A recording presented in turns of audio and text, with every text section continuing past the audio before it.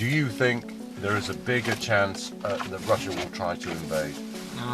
Basically, yeah. We think that there is a big chance of this. There are reports Russia is planning significant military action against Ukraine. Those are the words from this latest advisory from the State Department. Now NATO putting extra forces on standby and sending additional ships and fighter jets to Eastern Europe as the US Embassy in Ukraine tells some staff and relatives to leave. US officials ordering the evacuation of family members of US Embassy staff in Ukraine. Some non-essential personnel also allowed to leave. The State Department writing, US citizens in Ukraine should consider departing now using commercial or other privately available transportation options. Now the UK following suit, also ordering some embassy staff to leave. This morning, the Ukrainian government criticising the US decision as premature and excessively cautious. The order comes as tensions mount in the region, with some fearing a Russian invasion could come at any time.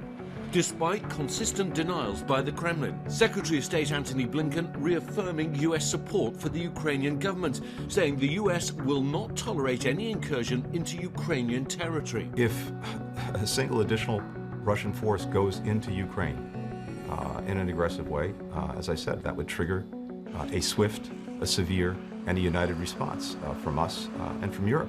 But some US lawmakers saying words aren't enough, insisting the US should enact preemptive sanctions on Russia, but Blinken pushing back on the idea. It was another deadly weekend as the epidemic of gun violence continues, with police increasingly the targets. An armed suspect opening fire, leading to a dangerous standoff in Washington, D.C., sending at least one officer to the hospital.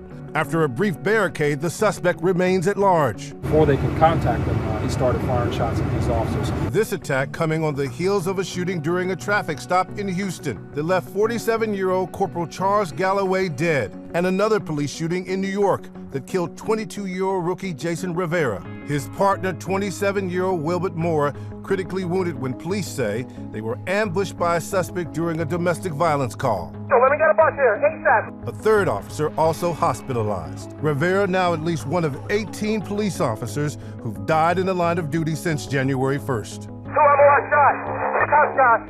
Investigators say the gun used to shoot Rivera and the other officers was a Glock with a high-capacity magazine that could hold up to 40 rounds. That particular gun, there's no other reason why he has one than to commit a crime. Nationwide, a sharp rise in gun violence in the last 2 years. Already this year, excluding suicides, more than 1,100 people in the U.S. have died from gun violence. New York City officials joining forces to stem the flow of illegal firearms between states and demanding the federal government take action.